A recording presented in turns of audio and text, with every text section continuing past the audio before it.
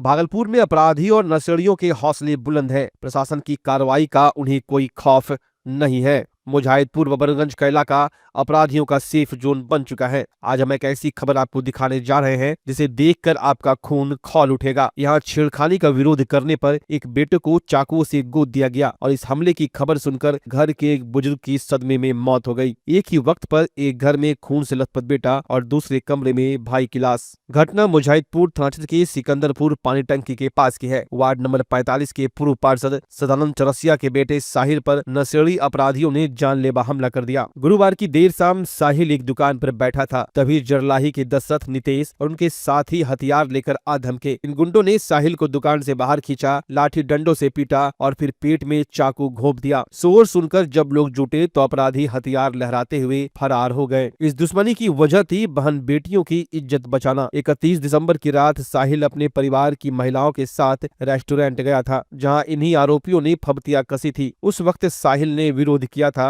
तो पुलिस ने मामला शांत करा दिया था, लेकिन अपराधियों ने इसे अपनी नाक का सवाल बना लिया। इस घटना का सबसे दुखद पहलू यह है कि जैसे ही साहिल पर हमले की खबर उनके चाचा को मिली, वो ये सदमा बर्दाश्त नहीं कर सके। उन्हें हार्ट अटैक आया और उनकी मौके पर ही मौत हो गई। अपराधियों ने एक वार से पूरे परिवार को तोड़कर रख दिया है। आरोपी नशे के कारोबारी बताए जा रहे हैं। सवाल यह है कि मुजाहिदपुर पुलिस को इन नशाखुरानों की खबर क्यों नहीं थी। एक परिवार ने अपना सदस्य खो दिया, दूसरा अस्पताल में जिंदगी की जंग लड़ रहा है। कल जो था वो जंगली जंक्शन हमारे बगल में पड़ता है, वो जंगली जंक्शन है, होटल है, तो वही कल पार्टी उटी का मतलब हो रहा था। तो मैं घर की बेटी उटी, हमारा बेटी भतीजी सब मिलके गया था जंगली जंक्शन देखने के लिए। उसमें भतीजा सब भी था, बेटा सब भी था साथ में। वो गया, जैसे गेट के अंदर मेरी बेटी सब अंदर ढुकी, उसमें कुछ लड़का सब जो है जरलाई का सब लड़का है, हम ऐसे चेहरा सबको जानते हैं, नाम हम तो किसी को नहीं जानते हैं, चेहरा सबको जानते हैं। वो आया, बस हमारा भतीजा को, दोनों भतीजा एक था, वैसे ऐसे रंगदारी में उसको मार बैठा। तो हम लोग फिर मालूम हुआ तो हम लोग भी आए, क्या बात है। जब देखे तो बस वो लोग फिर 10-15 लड़का सुबह आया, फिर झगड़ा झंझट आया, पुलिस प्रशासन भी आया। प्रशासन आने के बाद शांत हो गया, तो हम लोग चलो कहीं कोई बात नहीं, हम लोग उतना ध्यान फिर नहीं दिया। फिर शाम में ये लोग बड़ी प्लानिंग हमारे दुकान पे आके, हमारा भतीजा बैठा हुआ था, बैठा था, बड़ी प्लानिंग वो आके लाठी भाला, मतलब छुरी था, छुरी हमारे बेटा को पेट पे मार दिया, माथा में मार दिया छुरी मार के। फिर ये लोग भाग गया है, तब सबको लेकर आए हैं। क्या कल वहाँ पर जो घटना हुई, क्या छेड़खानी की? मतलब वही छेड़खानी, ऐसे हाथ टोनबाजी किया, छेड़खानी वैसे मन भरू टाइप का। मन बड़ा सा हमरे पास हमरे पे एक बार वार हुआ तो गोली वोली चला था, लेकिन कहीं कोई इसका भी जवाब नहीं है, कहीं क्या कुछ नहीं है। और हमको अब लोग यही सोचता है कि अब हम लोग पुराना, हमारा भी पार्षद हैं और पार्षद हैं, हमारे घर में अगर ऐसा किया है तो ये बहुत खराब हुआ, शहर के लिए बहुत खराब हुआ। कि जो है ना, शहर में लोग जानता है कि हम क्या है, लेकिन गलत है, ये हमारे साथ ही गलत हुआ, ये अन्याय हुआ है, ये अन्याय बर्दाश्त नहीं होगा। कि खामखा कार्रवाई कुछ नहीं, अभी तक कोई कार्रवाई नहीं, कहीं कोई कार्रवाई नहीं। सबको सूचना प्रशासन को मिल गया था, इसके बाद कोई कार्रवाई नहीं थी। लोग छुट्टे को रहा था, सामने यही हुआ, मन भरा हुआ तो सामने आके मारपीट किया है। जो कि 31 तारीख की रात्रि में कुछ अपने 8-10 साथी के साथ में, या उनके कहने के अपने महन के साथ में पार्टी में गए हुए थे। इसी बीच जरलाही गाँव का कुछ लोग एक हुंडबाजी की थी, इसी बात के दोनों पक्ष में रात में कुछ बात हुई थी, जिसमें लोग आपस में लोग सलटा लिए थे। और उसी घटना को लेकर आज जो आपस में द्वारा मारपीट की हैं, और जो पीड़ित पक्ष हैं जिनको चाकू लगने की बात बताई जा रही है, इनके द्वारा किसी व्यक्ति के बारे में नाम बताया नहीं जा रहा है। पुलिस कार्रवाई कर रही है सर? हाँ, पुलिस कार्रवाई कर रही है। अब ये नाम बताएंगे कि कौन था उस पार्टी में, एक बताएंगे तो जो भी होगा किसी तरह उसको कार्रवाई करते हुए।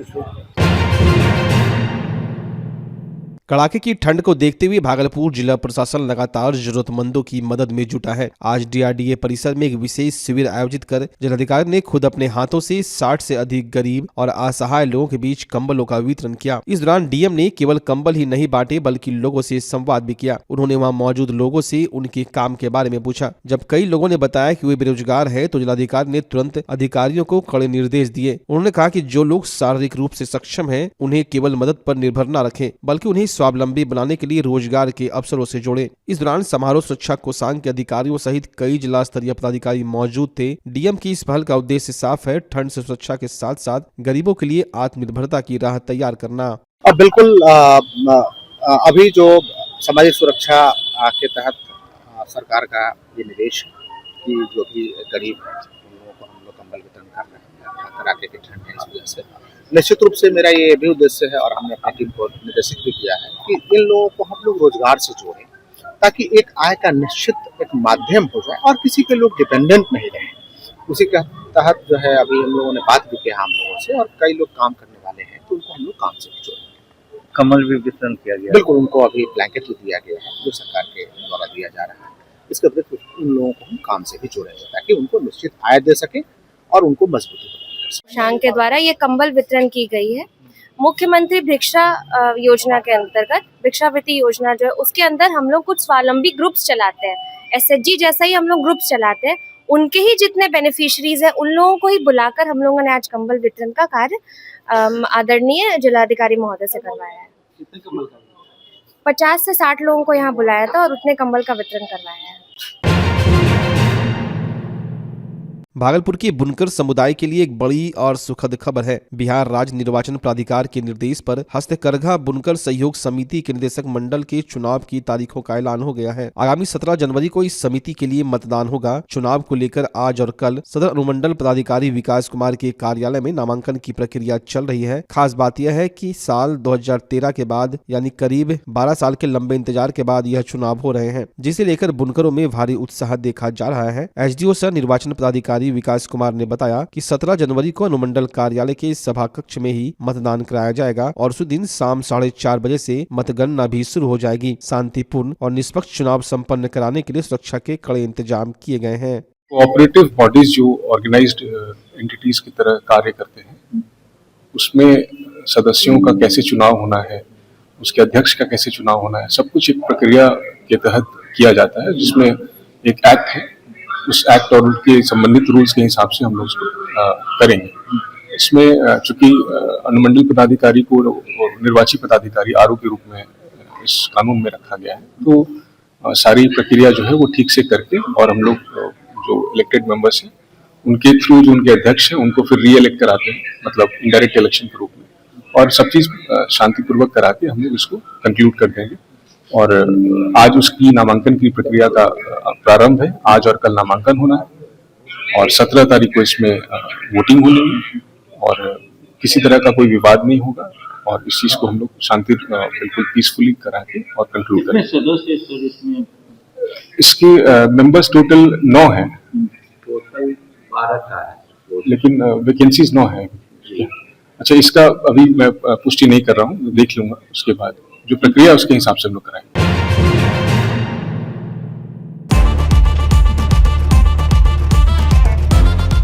भागलपुर वालों, क्या आप अपने पुराने फर्नीचर से बोर हो चुके हैं? तो हो जाइए तैयार इस सीजन के सबसे धमाकेदार ऑफर के लिए। श्रीनिधि इंटीरियर आया है 30% तक की भारी छूट। जी हाँ, सोफा हो या डाइनिंग, बेड हो या वॉर्डरोब, प्रीमियम क्वालिटी अब आपके बजट में। सिर्फ फर्नीचर ही नहीं, हम बनाते हैं आपके सपनों का मॉड्यूलर किचन और कस्टमाइज्ड सोफा भी। साथ ही घर को सजाने के लिए लैमिनेट्स, आर्टिफिशियल प्लांट्स और कारपेट्स का शानदार कलेक्शन, क्वालिटी, वैरायटी और अब डिस्काउंट भी। तो अपने घर को दीजिए वो मेकओवर जिसका वो हकदार है। आज ही विजिट करें श्रीनिधि इंटीरियर, महादेव टावर, खलीफा बाग, भागलपुर। ऑफर सीमित समय के लिए।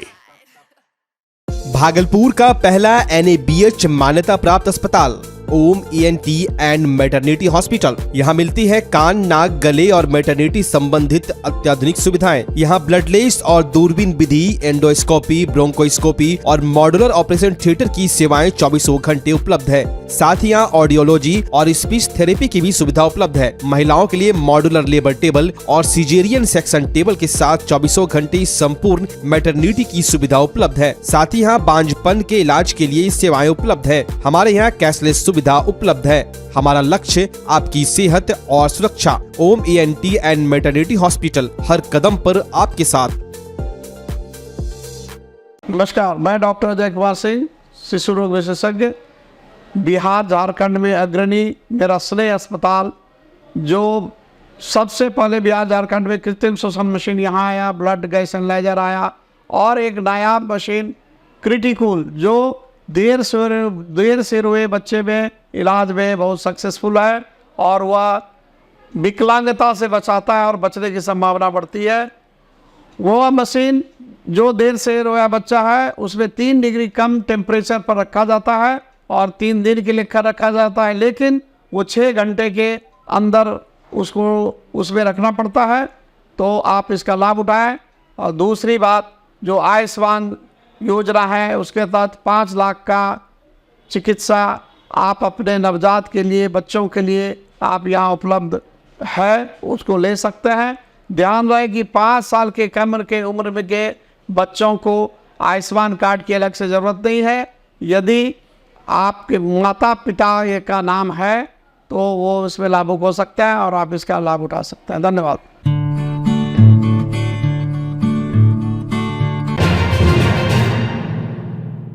क्या आपने कभी सुना है कि कोई इंसान मरने के 9 साल बाद अपनी कब्र से उठकर आए और जमीन की कागज पर साइन कर दे? सुनने में यह किसी हॉरर फिल्म की कहानी लगती है, लेकिन भागलपुर में जमीन दलालों ने ऐसा ही एक चमत्कार कर दिखाया है। यहाँ जमीन हड़पने के लिए एक मृत महिला को कागजों में जिंदा कर दिया गया, लेकिन अपराधी भूल गए कि कानून के हाथ और एसडीएम विकास कुमार की नजर दोनों बहुत तेज है। पूरा मामला भागलपुर के सदर अनुमंडल का है। यहाँ हसमुन निसा नाम की महिला, जिनकी मौत 6 अप्रैल 2015 को हो चुकी थी और जिनका मृत्यु प्रमाण पत्र भी बना हुआ है, उन्हें मई 2024 में जिंदा दिखाया गया। आरोपी मोहम्मद इस्लाम ने दाखिल खारिज यानी म्यूटेशन के लिए एक फर्जी एफिडेविट पेश किया। दावा किया गया कि हसमुन निसा जिंदा है, लेकिन जब आवेदक सैयद इनामुद्दीन ने इसकी शिकायत की तो एसडीएम विकास कुमार ने वो किया जिसकी उम्मीद जालसाजों को नहीं थी। एसडीएम ने जब कार्यालय के रजिस्टर में उस शपथ पत्र का मिलान किया तो फर्जीवाड़े की पोल खुल गई। वह शपथ पत्र हसमुन निसा का नहीं बल्कि अभयकांत आर्य नाम के किसी व्यक्ति का था, यानी किसी और के एफिडेविट पर मृत महिला का नाम लिखकर जमीन हड़पने की साजिश रची गई थी। ऐसी एक शिकायत प्राप्त हुई थी किन्हीं आवेदक के माध्यम से कि फोर्ज डॉक्यूमेंट्स के आधार पर दाखिल खारिज कराने का कार्य किया गया है। तो ये कुछ वर्ष पहले का मामला है। उनकी मृत्यु 2015 में ही हो गई थी, लेकिन उनको तथाकथित रूप से जीवित दिखाते हुए और दाखिल खारिज का कार्य कर दिया गया है। तो ऐसे अन्य भी मामले हो सकते हैं और इस तरह की शिकायतें आते रहती हैं। तो जिसको संज्ञान में रखते हुए ऐसा नहीं होना चाहिए और किसी को भी ऐसा करने से पहले ये सोचना चाहिए कि ये कानूनी रूप से बिल्कुल अनुचित कार्य है, जिसमें उनको सजा हो सकती है और कड़ी कार्रवाई के वो भागी बनेंगे। इस तरह का कार्य यदि कोई अटेम्प्ट भी करते हैं तो उनको ये सोचना चाहिए, रिकंसिडर करना चाहिए। गलत कागजात के आधार पर कोई भी सरकारी कार्य कराना बिल्कुल एक अनुचित है और वो गलत ही है और उसमें कार्रवाई होती है। इसको हम लोग अभी जांच में दिए हैं और रिपोर्ट आ जाने दीजिए, इसमें कड़ी कार्रवाई करेंगे और एक डेटरेंस के रूप में भी इसको एक होना चाहिए कि इस तरह से नहीं होना चाहिए। एफआईआर भी दर्ज करने का जो भी कानूनी प्रावधान है उसके अंतर्गत उसमें हम लोग कार्रवाई सुनिश्चित करेंगे, क्योंकि अगर गलत कागजात बना के या दाखिल खारिज अगर आप कराने लगे तो ये तो इससे बड़ी कोई विडंबना तो नहीं हो सकती। तो इसको हम लोग अच्छे से देख रहे हैं। इसका रिपोर्ट आ जाने दीजिए 1-2 दिन में, फिर हम लोग इसको अच्छे से कार्रवाई करेंगे और जो भी गलत किए हैं उनको उसका जो कॉन्सिक्वेंसेज है, जो खामियाजा है, वो उनको भुगतना पड़ेगा। देखिए, हम 2022 से चक्कर लगा रहे हैं। दरअसल गनी चक में हमारी पत्नी के नाम से एक लगभग आधा कट्ठे का एक प्लॉट है। उसके बगल में एक पीसीसी सड़क थी जिसको नगर निगम ने बनाया था और नगर निगम की सड़क पर हम रास्ता खोलना चाह रहे थे तो पड़ोसी ने हमें रोक दिया रास्ता खोलने से। जिस मामले को लेकर के जो तत्कालीन एसडीओ थे यहाँ के धनंजय कुमार, वो स्पॉट पर गए थे और उन्होंने आदेश भी पारित किया था, लेकिन विपक्षी जो थे उनके आदेश को नहीं माने और कोर्ट में जाकर के चुनौती दे दिए। तब हमने इसकी कागज की पड़ताल शुरू की कि जो हमारे जो पड़ोसी का जो कागज है तो वो कितना सत्य है। तो जब हमने इसकी कागजों की पड़ताल की तो जब इनका मोटिशन हो गया तो हम उस कागज को जब चेक किए नेट पर के जाकर के तो पता चला कि इन्होंने एक शपथ पत्र दिया है। तो अब जब उस शपथ पत्र के अंदर जब मैंने बारीकी से उसे देखा तो मालूम हुआ, जब समाज में पता किए तो ये महिला तो 2015 में ही मर चुकी है, उसकी मृत्यु हो गई थी और उन्होंने शपथ पत्र 2024 में दिया था। तो आप ही बताइए कि ये कैसे संभव है कि जो महिला 2015 में मर चुकी है वो 2024 में कैसे जिंदा होकर के शपथ पत्र दे सकती है। तो इसकी शिकायत हमने 18/12 को यहाँ के जो एसडीएम है विकास कुमार जी, हमने उनसे की। तो सर ने तो फौरन जो है तो इस पर संज्ञान लिया और जांच कराया। तो जांच जब यहाँ से अभिलेख का मिलान हुआ तो वो पूरी तरह से फर्जी निकला।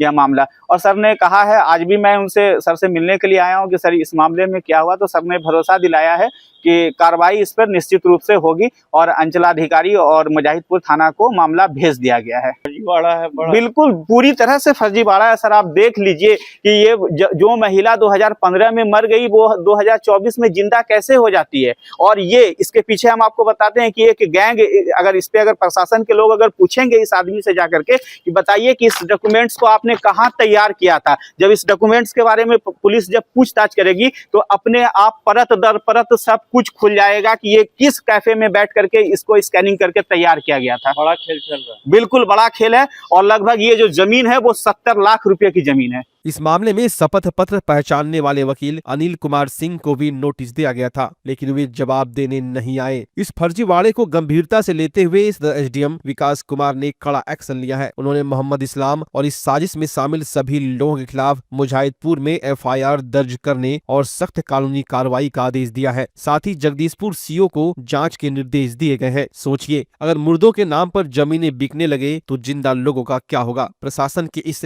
सतर्कता पर आपकी क्या राय है, कमेंट बॉक्स में जरूर बताएं।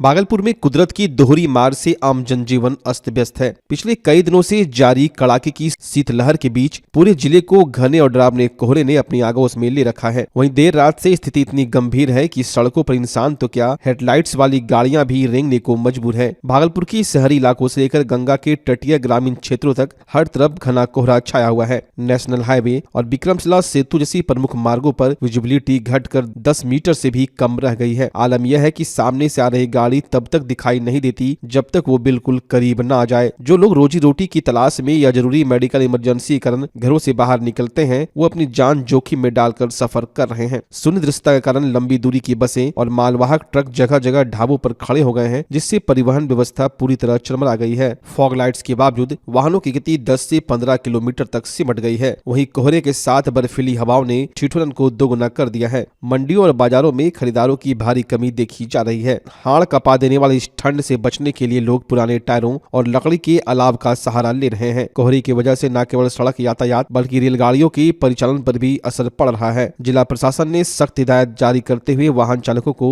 लो बीम लाइट और लगातार इंडिकेटर का इस्तेमाल करने की सलाह दी है। लापरवाही बरतने वालों के लिए यह मौसम जानलेवा साबित हो सकता है। मौसम वैज्ञानिकों का अनुमान है कि हिमालयी क्षेत्रों से आ रही पछुआ हवाओं के कारण आने वाले 48 से 72 घंटों तक भागलपुर और आसपास के जिलों में कोल्ड डे जैसे हालात बने रहेंगे। चिकित्सकों ने इस भीषण ठंड को देखते हुए घर से बाहर निकलते समय गर्म कपड़ों की कई परतें पहनने और अस्थमा या दिल के मरीज को अपनी दवाइयां समय पर लेने की सलाह दी है। बहुत परेशानी है, इतना कुआसा है कि आगे कुछ दिख नहीं रहा है। गाड़ी चलाने में डर डर के गाड़ी चला रहे हैं। समय पे काम पे पहुंचना है, नहीं पहुंचेंगे तो मालिक भगा देगा। क्या करेंगे, बहुत परेशानी हो रहा है। कैसे गाड़ी चला रहे हो? कुछ दिख नहीं रहा है, एकदम कुछ नहीं दिख रहा है। एकदम 10 के रफ्तार में गाड़ी धीरे धीरे घड़का रहे हैं। डर भी लग रहा है। बहुत डर लग रहा है, इतना डर लग रहा है कौन ठोक देगा पता नहीं चल रहा है। कौन सामने से आ जाएगा, किधर से ठोक देगा, कुछ समझ में नहीं आ रहा है। लेकिन फिर भी जाना पड़ेगा ड्यूटी पे। ड्यूटी पे नहीं जाएंगे तो फिर कैसे होगा, घर परिवार कैसे चलेगा। ड्यूटी करने के आ रहे थे। बहुत ज्यादा परेशानी, अधिक परेशानी हो रहा है। क्या स्थिति आई? स्थिति तो देख रहे हैं कि ठंडा बहुत जोर है, कैसे काम हम लोग करेंगे। काम तो कुआसा काफी है, ठंडी बहुत ज्यादा है, शीतलहर है, शीत गिर रहा है। कुछ नहीं नजर नहीं आ रहा है, गाड़ी घोड़ा आदमी तो फिर नजर नहीं आ रहा। डर भी लग रहा है। पूरा डर लग रहा है। तो